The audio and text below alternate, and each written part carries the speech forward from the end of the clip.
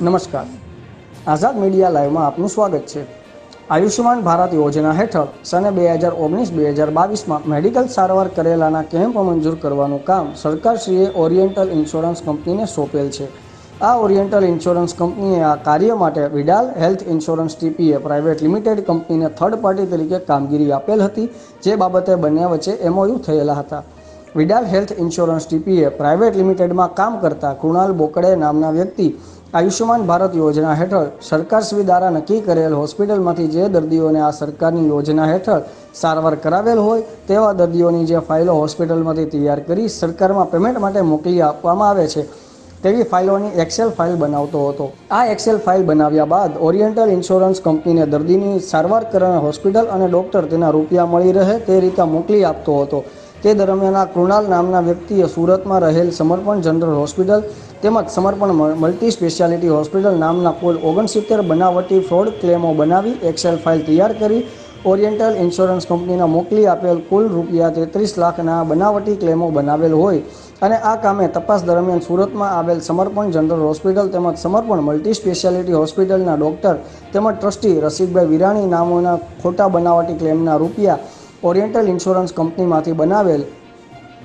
પોતાની બેંક એકાઉન્ટમાં કુલ 69 ખોટા અને બનાવટી બનાવેલ ક્લેમના રૂપિયા 33 લાખ જેટલા જમા થતાં તેઓએ મેળવી લીધેલ છે। આ ખોટું કાર્ય કરવા માટે ડૉક્ટર રસિક વિરાણી દ્વારા કાર્ય પોતાની સૂચના મુજબ કરનાર કૃણાલ બોકડેને 4.50 લાખ રૂપિયા આંગળીયા મારફત આપેલા હતા। આ બાબતે તપાસ કરતા આયુષ્યમાન ભારત યોજનાના જનરલ મેનેજરના ઓફિસના જૂના સચિવાલયના બ્લોક નંબર 4ના પ્રથમ માળે તપાસ કરતા સુરતમાં આવેલ સમર્પણ જનરલ હોસ્પિટલ તેમજ સમર્પણ મલ્ટી સ્પેશિયાલિટી હોસ્પિટલના નામથી કુલ 83 કેમ્પો આવેલા છે, જેમાંથી 12 કેમ્પ ખામીયુક્ત હોવાના કારણે મંજૂર કરવામાં આવેલ નથી, રદ કરવામાં આવેલ હોવા છતાં બાકીના 71 ક્લેમ કાયદેસરના હોય મંજૂર કરવામાં આવેલ હતા। આમ ઉપરોક્ત બંને હોસ્પિટલના 69 ક્લેમ બનાવટી ખોટા હોવા છતાં ઓરિએન્ટલ ઇન્સ્યોરન્સમાં રજૂ કરી તેના રૂપિયા 33 લાખ જેટલી માતબર રકમ ઓરિએન્ટલ ઇન્સ્યોરન્સમાંથી ઉપરોક્ત બંને હોસ્પિટલના ટ્રસ્ટી ડૉક્ટર રસિક વિરાણીના બેંક એકાઉન્ટમાં મેળવી બીજા આરોપીને આપી ગુનો કરતા ઇન્ફોસિટી પોલીસ સ્ટેશનમાં ઇન્ડિયન પિનલ કોડ કલમ 465, 467, 468, 471, 409, 120B તથા IT એક્ટ કલમ 66 મુજબ ગુનો નોંધી આગળની વધુ તપાસ VG રાઠોડ પોલીસ ઇન્સ્પેક્ટર ચલાવી રહેલ છે। Police inspector Infocity Gandhinagar. ગાંધીનગર જિલ્લાના ઇન્ફોસિટી પોલીસ સ્ટેશનમાં ગુના નંબર 232/22 IPC કલમ 465, 67, 68, 71, 409, 120B IT એક્ટ હેઠળ ગુનો દાખલ કરવામાં આવેલ છે,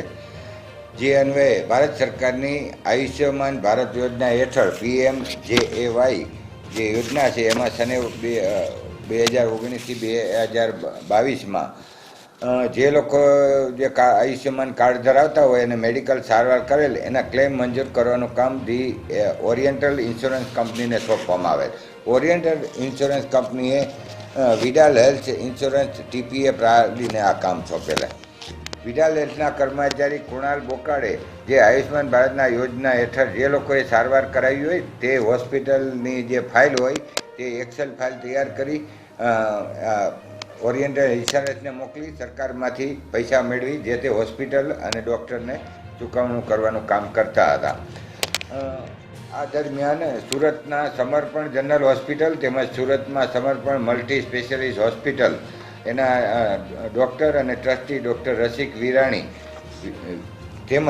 આ કર્મચારી કૃણાલ બોકડે મળી કુલ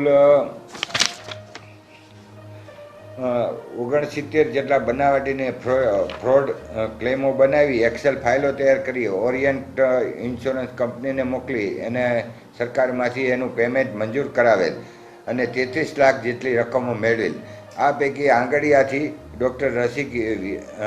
વિરાણીએ આ કર્મચારી કૃણાલ બોકડેના 4.5 લાખ રૂપિયા આવું ખોટું કામ કરવાના પણ પૈસા આપવામાં આવેલા। આ અંગેની આગળની તપાસ ઇન્ફોસિટીના પોલીસ ઇન્સ્પેક્ટર VG રાઠોડ કરી રહ્યા છે।